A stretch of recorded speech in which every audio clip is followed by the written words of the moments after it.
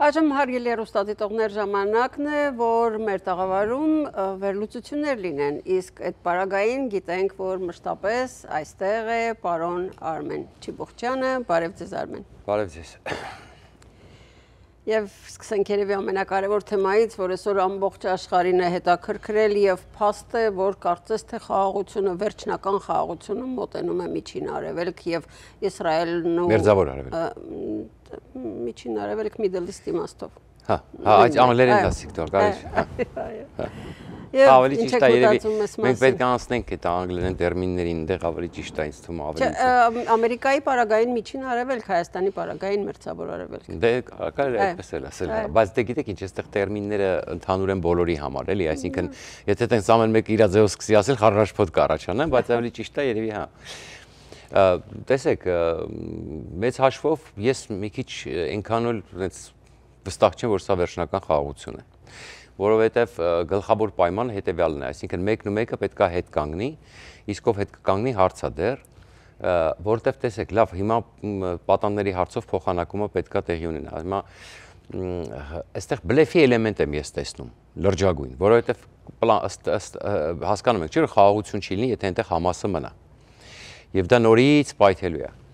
Զինաթափված Համաս է, եկեք այսպես ասենք, բոլորին չեն ասի, վեր կացեք, գնացեք, զինաթափվի։ Հա, դե եթե Համասի անդամը ուզում է դառնա քաղաքացիական, որպես այդպեսին Համաս խմբավորում պետքա չլինի այնտեղ, հա, խնդիրը սրա մասին է։ Հիմա եւ այս իմաստով մենք պետք է հասկանանք, որ որպեսզի երկարատև խաղաղություն լինի Մերձավոր Արևելքում կամ Միջին Արևելքում, պետք է ուրեմն մենք պետք է Համասը զինաթափվի, այնտեղ իրոք ինչ որ մի տարբերակ գտնվի կառավարման, ուրեմն եւ ամենակարևորը պետքա սկսի կրթվել Պաղեստինի ժողովուրդը այն իմաստով, որ այսինքն պետքա կրթություն ներդրվի այնտեղ նորմալ, պետքա իրենց այսինքն այդ ագրեսիան իրանց մեջից հանվի, այդ որովհետեւ այս հա, այսինքն այդ որ պետքա մեծանաս ու հրաշքանաց։ Բարեկեցությունը կբերի դրան երևի։ Հենց այդ եմ ասում, այո, բարեկեցություն, կրթություն, տնտեսական ներդրումներ են, որ առաջարկվում է հիմա տեսեք, այդ Համասի պաշտպաններ կան, չէ, իբր այդ պաղեստինցի, ասենք, ստեղ մի հատ էլ ունենք, մի հատ Աննա Կասպարյան կա, որ իրան ամեն եթերում էսպես ասում է, որ նայում ես, ասում ես, այս աղջիկը հեսա կպատրվի, ասենք, էլի, որ երիտասարդ թուրքեր ալիքում է աշխատում, երիտ թուրքեր ալիքում է աշխատում, բայց չգիտես ինչի ամենտեղ ես ամաչում եմ, որ ինքը ներկայանում է որպես հայ աշխատելով երիտ թուրքեր ալիքում, եւ ամենակարևորը գիտեք որն է, հիմա Տրամպը առաջարկել է, ասում է օրինակ Թոնի Բլեերը թող գա, որը փորձ ունի, հա, սովորեցնի պաղեստինցիները այդ փորձը չունեն կառավարման, չունեն, այսինքն բերեն պաղեստինցիներ այդ ադմինիստրացիայում աշխատեն, տեխնոկրատներ են որոնք, այո, որոնք կսովորեն, հետագայում խնդիրը որն է, սովորելով արևմուտքի կառավարման ձևերը, հետո այդ մարդիկ կսկսեն իրենք կառավարել, արդեն ունենալով կոմպետենտ գիտելիքներ, այսինքն Թրամփի այդ 20 հիմա իրանց ճղում են, ինչ գործ ունի Թոնի Բլեերը, ընչեք դրսից մարդը բերում, սեծանային, որ ասում ես, ձեր համար են անում, որ նորմալ տնտեսություն ստեղծվի, որ ձեզ սովորացնեն ոնց է պետք ապրել, ոնց է պետք կառավարել, ոչ թե այդ պայմաններով։ Դուք ընդդեղի պայման, մինչև էտել, երբ որ չկար պատերազմ, սարսափելի են եղել ընդդեղի պայմանները ապրելու։ Դե այո։ Որովհետև երբ որ տերորիստներն են ձեզ ղեկավարում, այդ վիճակն է լինում, հա։ Հիմա նայում ես, ասում ես Տրամպը լավ բան առաջարկի, ասում է, եկեք ստեղծենք ձեր համար այնպիսի կառավարություն, որ ձեզ կսովորեցնի կառավարել։ Բերենք մասնագետներ, հա, եւ այլն եւ այլն։ Ընդ որում հետ կանգնեցին Գազան, իհարկե այնտեղ թեթև խորամանկություն կա, բայց մեծ հաշվով առաջարկեց, որ ոչ թե դու գնան ասեց, չէ, լավ հետ ենք կանգնում այդ ծրագրից, չենք հանում,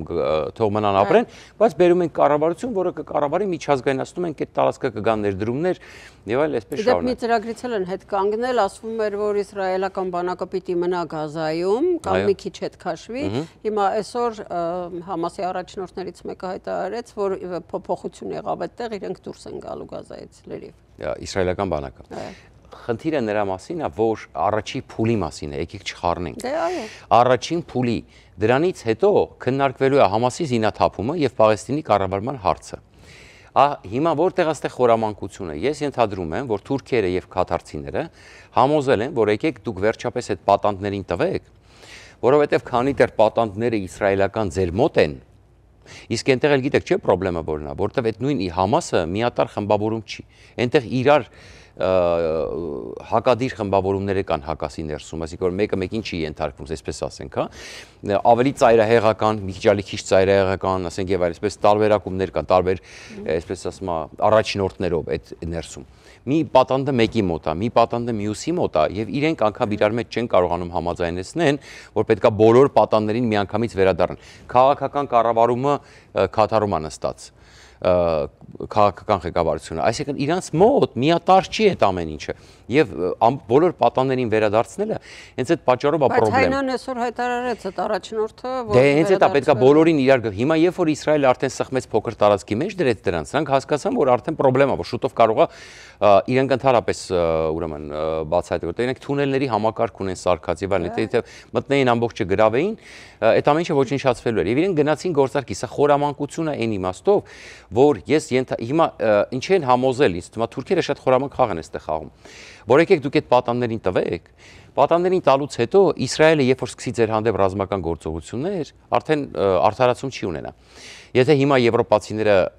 ուրեմն սպառնում են սանկցիաներով կամ այսպես ասում եմ եւ այլ միջազգային հանրությունը արձագանքում է, պրոբլեմը այն է, որ իրանք միջև վերջ չեն գնում, ենթադրաբար, հա, որ իսրայելցիները պատաններ ունեն այնտեղ։ Այսինքն իսրայելական պատաններ կան եւ մեծ հաշվով Իսրայելը միշտ ունի արդարացում այդ հարձակման։ Հիմա սրանց երևի համոզել են, որ եկեք դուք բանանեք, այ երկրորդ, երրորդ փուլերի ժամանակ, երբ որ արդեն Իսրայելը ռազմական ուժ կիրառի, որտեղ դուք չեք համաձայնվելու զինաթափվել եւ չեք համաձայնվելու կառավարումը տալ Միացյալ Նահանգներին կոպիտ ասած, այդ ժամանակ արդեն եթե դուք կարող եք ձերը պնդել ու եթե Իսրայելը հարձակվի, դա արդեն միջազգային հանրության կողմից չի ընկալվի, որովհետև մեծ ճնշմատակ կհայտնվի Իսրայելը։ Բայց դուք տեսաք այսօր ինչ ուրախ է ժողովուրդը եւ Իսրայելում եւ Գազայում։ Հա, բայց ռեալ պոլիտիկա ուրիշ բան է։ Մի քիչ դրա համար եկեք սպասենք տեսնենք։ Ես մի քիչ թերահավատ եմ դեռ, որ Իսրայելը եւ Նեթանյահուն այսքանը սկսելուց հետո, որովհետեւ տեսեք, ի վերջո նպատակը որն է, այստեղ արդեն Թրամփից է կախված, որքանով Թրամփը բավարարված կլինի։ Եթե սրանով Թրամփը կկարողանա ստեղծել Աբրահամյան պայմանագրերը, իսկ ավելին ասեմ, Աբրահամյան պայմանագրերի մեջ Սաուդյան Արաբիայի մտցնելը եւ այդտեղ հակաթուրքական պլատֆորմ ստեղծելը, մեծ հաշվով եւ հակաիրանական պլատֆորմ ստեղծելը, եթե դրան վտանգի Համասի գոյությունը այնտեղ անընդհատ սպառնա, բնականաբար դա հարցի լուծում չի, պետքա ուրեմն Իսրայելը կգնա միջև վերջ եւ պետքա միջև վերջ հանի Համասի զինյալներին։ Դրա համար եկեք սպասենք հասկանանք, ես կասկածում եմ, որ Թրամփի պլանը ամբողջությամբ այսպես համաձայնեցվել է եւ համաձայնեցվելու է Համասի կողմից, որովհետեւ նորից եմ ասում, Համասը շարունակում է ունենալ սպոնսորներ իդեմս Ռուսաստանի, իդեմս Թուրքիայի, իդեմս Իրանի եւ նրանց հետևում կանգնած Չինաստանի։ Եվ իրենց պետք է այդ կոնֆլիկտը այդտեղ, որպեսզի Միացյալ Նահանգներին անընդհատ ներքաշած լինեն այդպիսի վտանգի մեջ եւ թույլ չտան Միացյալ Նահանգների դիրքերի ուժեղացում աշխարհում, հա։ Դրա համար եկեք հասկանանք, սա շատ ավելի լուրջ պատմություն է, քան մենք կարծում ենք, ես շատ ուրախ կլինեմ։ Սրա հակառակ կողմն էլ կա, որ իսրայելցիները ուրեմն քանի պատանդներ ունեին այնտեղ, այդուամենայնիվ մի փոքր ձեռքերը կապված էր, հա, այս իմաստով։ Այդուամենայնիվ, որտեղ մտածում էին կարող, եթե պատանները սպանվեին, ողջերն էլ Նեթանյահուի համար շատ վատ հետևանքներ կունենար։ 20-ն են մնացել։ Հիմա 20-ի փոխարեն 2000-ին են վերադարձնելու, այն էլ ՑՄՀ դատապարտված եւ 120։ Այո, ինձ հետաքրքիր է այն 6-ին համաձայնվել են, թե չէ այդ 6-ն է կարևոր, 6-ը սարսափելի վտանգավոր կա, որ ամեն մեկը մի 70 ՑՄՀ բանտարկության է դատապարտված, հա։ Ու այնտեղ կա մեկը, ես երեք ասեցի այստեղ Տերենիկի հետ զրույցում, մեկը կա, որը ուղիղ վտանգ է սպառնում նաեւ Մահմուդ Աբասի իշխանությանը։ Լավ, հիմա պիտի գնանք գովազդային դադարի, Մարլան Բարգուցի։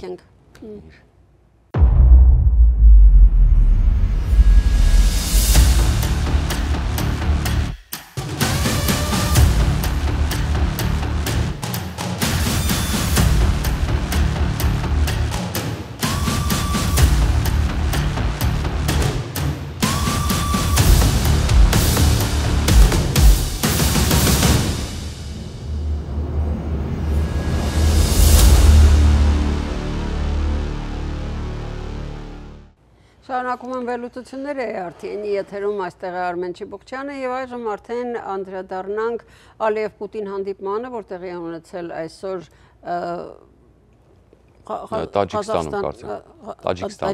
Տաջիկստանում մայրաքաղաքի անունը մոռացա 1000-ներով։ Տաջիկստանը Իմանից կարծեմ եթե չեմ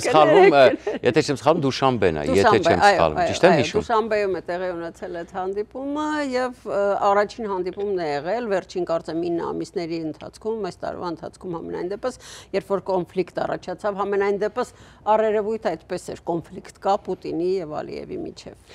Տեսեք, հիմա ամբողջ մամուլը լցված է, որ Պուտինը ստորացավ Իրոք ստորացավ, որովհետև ընդունեց Ալիևի պայմանները, մենք այստեղ խոսենք մի փոքր նյուանսի մասին, գիտեք, մենք երբեք չենք տրվում ընդհանիր հոսքի։ Օթանավի մասին եք ասում, օթանավի կործանումը։ Դե ներողություն խնդրեց ըստ էության Ալիևի բոլոր պահանջները կատարեց, բայց կան որոշակի նյուանսներ, որ պետք է հաշվի առնել։ Մենք դրանով ենք տարբերվում, որ մենք դες չենք ընկնում ընդհանուր հոսքի տակ, ստորացավ մենակ Պուտինը, ինչ կատարվեց եւ այլն։ Իհարկե, դա Պուտինի համար ստորացում էր, իհարկե նա ընդունեց։ Բայց կա մի փոքր նյուանս,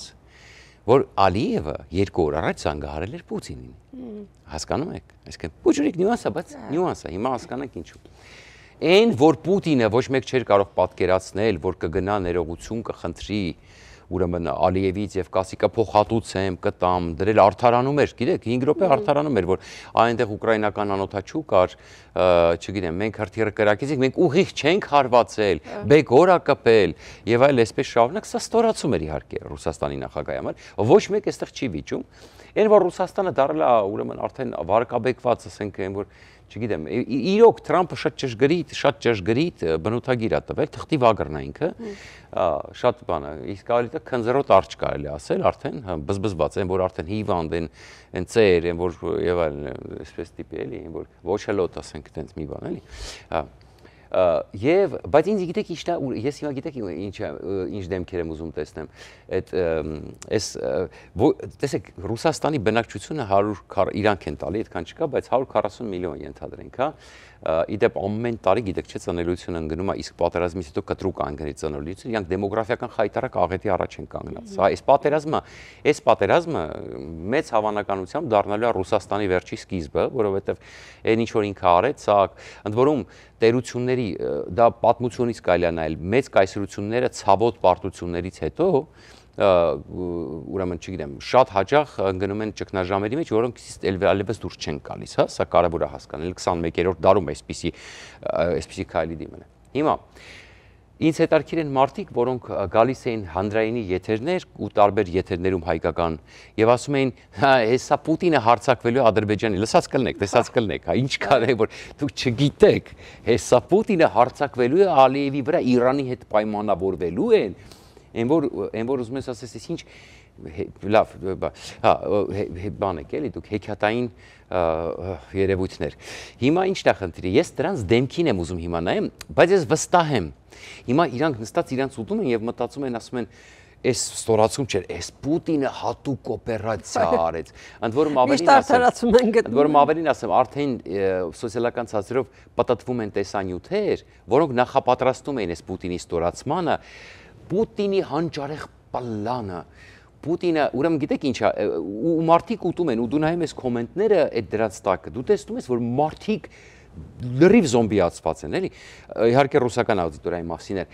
Պուտինը հանճարեղ քայլ արեց, Պուտինը թողեց, որ Ղարաբաղում հաղթեն ադրբեջանցիները, Պուտինը թողեց, Պուտինը Ալիևին տանում էր ծուղակը, ու նայում ես ամբողջ ռեպորտաժը, Պուտինը թողեց, Ալիևը կրեց, բայց իրականում Ալիևը ծուղակում էր։ Ու որ վերջում, եթե դու նորմալ մտածող մարդ ես, ասես, ինչով էր Ալիևը ծուղակում։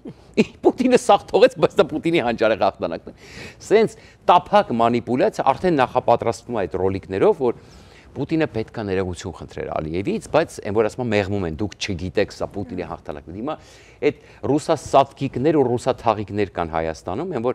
այն որ իրենք հիմա մտածում են սա հաստատ խորամանկություն էր։ Հաստատ հիմա Պուտինը այս ներողությունը խնդրեց, Ալիևին քցեց ծուղակը, որ վաղ Ալիևին տեսեք ինչ է անելու։ Իրանք չեն հասկանում, որ իրանք հեռանան վերին աշխարհ, իրանք այն կարգի հիվանդ են ուղեղից, որ հասնեն վերև առաջին հարցը, որ Աստծուն տալու են, ասում են, բա ո՞նց եղավ սենց։ Ո՞նց եղավ։ Մենք մեր հասարակությանը այսքան ասում էինք, որ Պուտինը ուժեղ է, մենք այսքան պայքարում էինք, այսքան սիրում էինք Պուտինին, այսքան բան էին անում եւ այլն։ Եվ Աստված իրանք ինձ թվում է պատասխանելու է, ասելու է ասել է, այ հոգնած, ես քեզ ուղեղ էի տվել, որ դու անասունից տարբերվես։ Անխելք մարդու տարբերակը։ Ինչի անասունին ուղեղ չեմ տվել, ինտելեկտ չեմ տվել, քեզ եմ տվել այդ ուղեղը։ Մի խոսքով։ Ինձ թվում Աստված տենց է պատասխանելու եւ երկու, այսինքն չէ, այստեղ բան անելու, անպայման sense բան տոմսա տալու դեպի Կաբզոնի համերգ, այսինքն մի անգամից որ տենց մեղմեն իրավիճակը էլի, տենց մի անգամից հրեշտակը տոմսա տալու գնան ուղիղ ռուսական նավի մեջ Կաբզոնի մեծ համերգներ է տեղի ունենում։ Հիմա եւ ամենակարևորը որ դա, այսինքն տեսեք, բայց նյուանսը ասեմ հիմա, ամենակարևորը մեզ համար որն է հետաքրքիր։ Ալիևը չստանալով Վաշինգտոնյան պայմանագրերից այն ինչ որ ինքը ակնկալում էր ամբողջությամբ, ինքը սկսեց կամաց վերականգնել հարաբերությունները Ռուսաստանի հետ։ Եվ մենք տեսանք Օվերչուկի այցի պարագան, որ նախապատրաստեց, մենք այլ հանդիպումներ տեսանք, ռուսական նավը, այն չէ, որ Ղրիմում է, ուրիշ ռուսական նավը գնաց Կասպից Բաքվի ափերի մոտ գնաց, այսինքն կամաց այս process-ը սկսվում էր,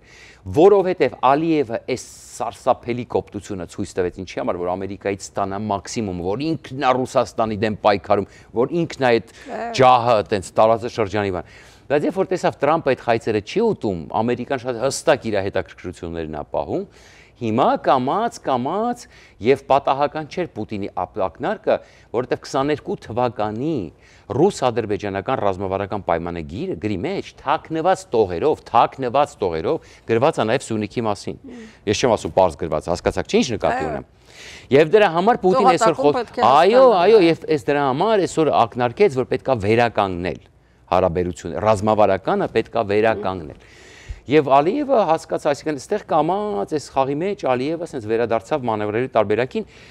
Հայաստանը սա կարա օգտագործի իրականում, բայց մենք տեսնում ենք, որ հիմա Փաշինյանն էլ է գնում Տաջիկստան, ապահովելու, անկախ պետությունների այո, այսպես կգնանք ապահովեն, կգան, ասենք, չգիտեմ, եւ ամենախնդալուն ծիծաղալուն գիտեք, երկու բառ ասեմ, Թրամփից էր խոսում այսօր։ Հա, իդեպ, Պուտինը խոսած տարբեր կոնֆլիկտներից ոգևորված եւ ոչ մի տառով չակնարկեց այդ իր ելույթի ժամանակ, համենայնիվ էլի ելույթը, որից լսեցի, խոսած Մերձավոր Արևելքի, Միջին Արևելքի մասին, խոսած ուրեմն Աֆղանստանի մասին, հա, Թրամփի ջանքերը, որ շատ կարեւոր է որ լինի, խոսած այսպես արտահայտվեց եւ տար չասեց Հայաստան-Ադրբեջանի հետ կապված։ Այո։ Եվ բայց այս ամեն ինչը իրականում մենք հիմա մի փոքր այսպես թեթև ենք ուզում ներկայացնենք, բայց իրավիճակը շատ ավելի ծանր է։ Իրականում ես վաղը կներկայացնեմ վերլուծություն, Թուրքիան շատ, գիտեք ինչ, խաղացողները շատացել են հիմա եւ շատ վտանգավոր խաղեր են գնում։ Եւ մի շարք պատերազմների հոտ է գալի, մի շարք, ոչ թե 1, ոչ թե 2, 4, 5 վտանգավոր պատերազմների շեմին ենք կանգնած մենք հիմա, որ ցանկացած բանի կարող է պայթել, որովհետեւ տարբեր խաղացողները նույն Թուրքիան շատ վտանգավոր խաղ է սկսել խաղալ, հա, եւ այլն, միջազգային ասպարեզում, այո, ես վաղը լայվով կներկայացնեմ։ Շնորհակալություն այսօրվա համար։ Այո։ Հա, իդեպ արագ ասեմ, սա պարտություն է Պուտինի համար, ինքը Մերձավոր Արևելքը խոսեց, բայց սա պարտություն կլինի, որտեղ այդ կոնֆլիկտի շարունակությունը իրեն ձեռ էր տալիս։ Ցտեսություն հարգելի հեռուստադիտողներ, կհանդիպենք վաղը։ Հաջողություն։